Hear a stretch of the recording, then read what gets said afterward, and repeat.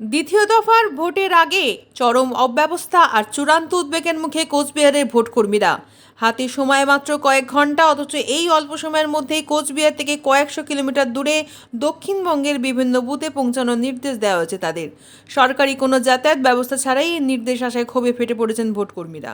জানা গিয়েছে, কোচবিহারের প্রায় ৩৭৮ জন ভোটকর্মীর একটি দলকে নির্বাচনের ডিউটির জন্য দক্ষিণবঙ্গের বিভিন্ন এলাকায় পাঠানো হচ্ছে। সোমবার সকাল 10টা নাগাদ তাদের কাছে একটি নোটিশ পৌঁছায়। সেখানে স্পষ্ট জানানো হয়েছে যে মঙ্গলবার সকাল 7টার মধ্যে তাদের নির্দিষ্ট গন্তব্যে পৌঁছাতে হবে। ভোট কর্মীদের অধিকাংশের দাবি, সোমবার সকাল 10টায় নোটিশ পাওয়ার পর মঙ্গলবার সকাল 7টার মধ্যে কলকাতা বা দক্ষিণবঙ্গের জেলাগুলোতে পৌঁছানো প্রায় অসম্ভব। তাদের দাবি, হাতে মাত্র 20 থেকে 22 ঘন্টা সময় নিয়ে কয়েকশো কিলোমিটার পথ পাড়ি দেওয়ার প্রায় দুঃসাধ্য। এত বড় একটি দলকে পাঠানোর নির্দেশ দেওয়া হলেও প্রশাসনের পক্ষ থেকে কোনো বিশেষ ট্রেন বা বাসের ব্যবস্থা করা হয়নি। এই দলে থাকা অধিকাংশ কর্মী কেন্দ্রীয় সরকারের বিভিন্ন দপ্তরের কর্মচারী। তাদের অভিযোগ, কোনো পরিকল্পনা ছাড়াই হঠাৎ করে এই নির্দেশ তাদের উপর চাপিয়ে দেওয়া হয়েছে।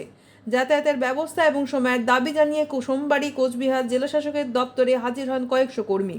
তাদের দাবি, প্রশাসন যদি দ্রুত কোনো পরিবহনের ব্যবস্থা না করে তবে সঠিক সময়ে গন্তব্যে পৌঁছানো সম্ভব নয়। এর ফলে ভোটের কাজেও বড়সড় বিঘ্ন ঘটতে পারে, তারা আশঙ্কা প্রকাশ করেছেন। তবে জেলা প্রশাসনের পক্ষ থেকে এই প্রতিবেদন লেখা পর্যন্ত কোনো নিশ্চিত পদক্ষেপের কথা জানানো হয়নি। ফলে পাহাড় প্রমাণ অনিশ্চয়তা নিয়ে চরম উৎকণ্ঠায় দিন কাটাচ্ছে ভোটকর্মীরা।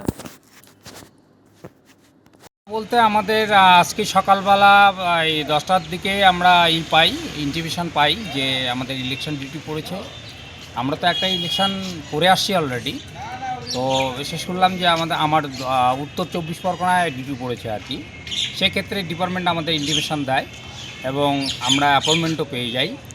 কিন্তু আমরা এখন পর্যন্ত আমরা কীভাবে যাব তার কোনো সুবন্দোবস্ত হয়নি।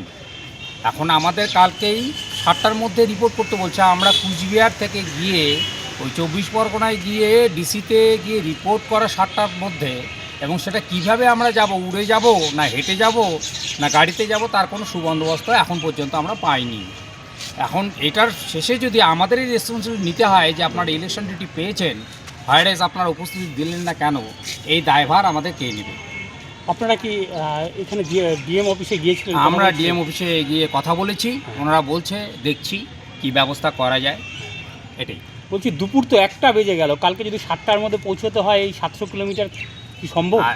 সেটা আমরাও ভাবছি যে এটা কী করে সম্ভব। এই অর্ডার তো অনেক আগেই দেওয়া উচিত ছিল আমাদের। যদি আমাদের সেকেন্ড টাইম যেতেই হয়, অসুবিধা ছিল না আমাদের, যেহেতু আমরা সরকারি কর্মচারী, বিশেষ করে আমরা হচ্ছে পোস্টাল ডিপার্টমেন্টের কর্মী। আমাদের কোনো অসুবিধা নেই, যদি ইলেকশন ডিউটি করতে হয় সেক্ষেত্রে আমাদের কোনো প্রকার বাধা নেই।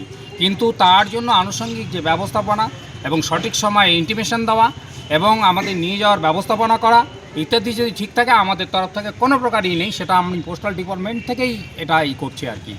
আপনারা কতজন ডিউটি করেছেন? পোস্টাল ডিপার্টমেন্টে আমাদের 47 জন আছে, আর টোটাল কোচবিহারে 378 জন। এবং আমরা কি করে নির্দিষ্ট টাইমের মধ্যে ওখানে পৌঁছবো সেটা আমরা এটা নিয়ে আমরা খুব চিন্তিত। এবং এর পরবর্তীতে যদি কোনো শোকজ বা ডিসিপ্লিনারি অ্যাকশন হয়, সেটার দায়িত্ব কে নেবে সেটাও আমরা ওনাদের কাছে সেই প্রশ্নটাও রেখেছি। যদি সেটা ওনারা যদি সুব্যবস্থা না করেন, এবং ওনাদেরকে সেটা করতেই হবে, এবং আমরা যতক্ষণ না করবে আমরা এখান থেকে যাব না।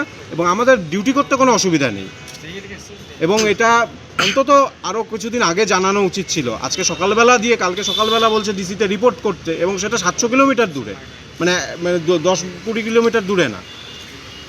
এটাই হচ্ছে সমস্যা। আমি অনির্বাণ চৌধুরী, পোস্টাল কর্মচারী।